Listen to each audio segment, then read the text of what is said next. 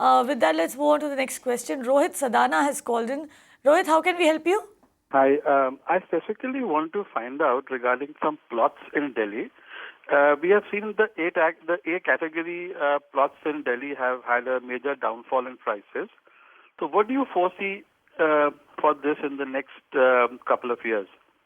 And two, I wanted to find out what's your take on buying an old builder flat in South Delhi?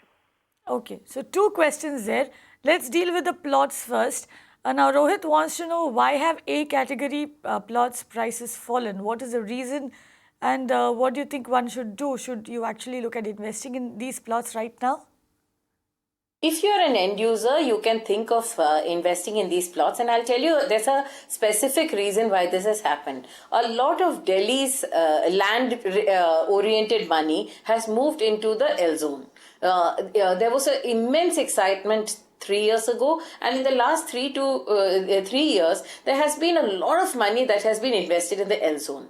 As a result, the rest of South Delhi especially, that money was diverted towards the L zone. Unfortunately, the L zone, like you know, has been delayed, and that market hasn't taken off, but a lot of people banked on that, and which is why the prices in South Delhi plotted developments have come down. Now, if you are an end user, if you're buying it for yourself, this is the best time for you to buy, because prices have held. They haven't risen, and you know that Delhi has fallen by about 20-25% in the last 3 years. So it's a good time for you to invest in these properties. On the other hand, if you're coming in thinking that it will rise, because the L zone hasn't played out and we don't know what its impact is going to be once it takes off, I would say that as an investor, you may have to hold for a longer period of time till the L zone piece plays out.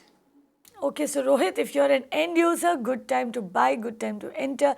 If you're an investor, be very wary. Enter, buy. However, you'll need to hold it for a much, much longer time.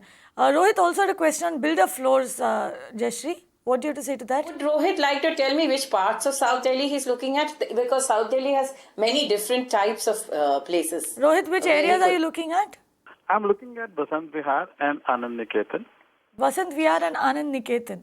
Right. Both Vasant Vihar and Anand Niketan, if you're buying a second sale builder floor, check that the legality of the check on the legality of the property. Check that the built property matches the sanctioned areas, because there are many areas where there have been violations. But otherwise, this is a good time to buy, because, like I said, values have been holding. And if you are, these are premium markets. If you're entering this market, it's a good time to enter. If the papers are above board, spend a little bit on due diligence, I would say.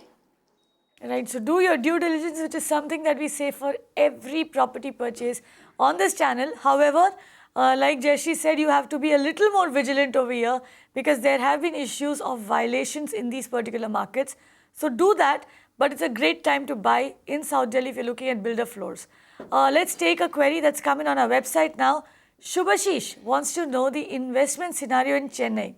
Is it the right time to invest here? He says he wants to buy a 2 or 3 BHK and his budget is 40 lakh rupees. He plans to hold it for a maximum of 2 years. He's looking at ready possession property.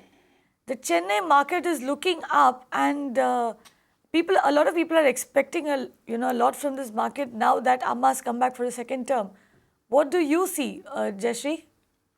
Besides Amma coming back, there is one more thing that has happened. There's been a lot of take-up of commercial space, which normally spells new jobs. And new jobs in Chennai normally means that a lot of non-resident Chennaiites, people who are not from the city, are going to come into the city in search of work. Now, a 2 BHK of about 800 to 1,000 square feet, you would be able to get in places like OMR, GST, Ponnamalli, Porur. Again, you see, it's across the city. In a city like Chennai, in this budget, you will be able to get a lot of places. So again, I would like them to start shortlisting, figure out which part of the city you want to be in, and if you are buying in that city, see that there is a good economic driver in that area. Also remember that last year's rain put the fear of bad infrastructure in a lot of people. So you will have to play it safe and go for those areas which did not have a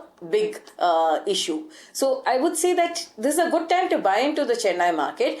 You're planning to hold it for 2 to 3 years. I would say you may have to raise that for a little longer because the property markets haven't started rising yet. But I think the prospects of Chennai as a market, I would back it. Okay, Jayashree, before we move, we have another caller on the line, but very quickly, we've also heard recommendations of the fact that, especially in Chennai, areas like T Nagar, which, I mean, every Chennaiite would love to have a home in T Nagar. Now, areas surrounding T Nagar, prices have apparently fallen, is what we are hearing, and it probably makes a good idea to buy into those areas. Would that come within his budget? I wouldn't, I don't have my list right now, so I wouldn't be able to tell you exactly which area around T Nagar he would get. But it's like this, Chennai works on a hub and spoke model. If there is an economic driver and there is a high aspiration locality, you'll find a ring of localities around it where you will find a lot of properties that fit your budget. So I would say you should be able to find that property, but exactly what he would get around T Nagar, I wouldn't be able to say right now. Okay, so you'll need to do your research. So like Jayashree says, go ahead, do your research, come back and we'll help you narrow down that list further. You can watch live TV on our website mpnow.in. Find us on Facebook at facebook.com/magicbricksnow. And don't forget to click the like button. You can also follow us on Twitter at magicbricksnow. To stay updated with all our programming, hit the subscribe button on our YouTube channel by logging on to youtube.com/magicbricksnow.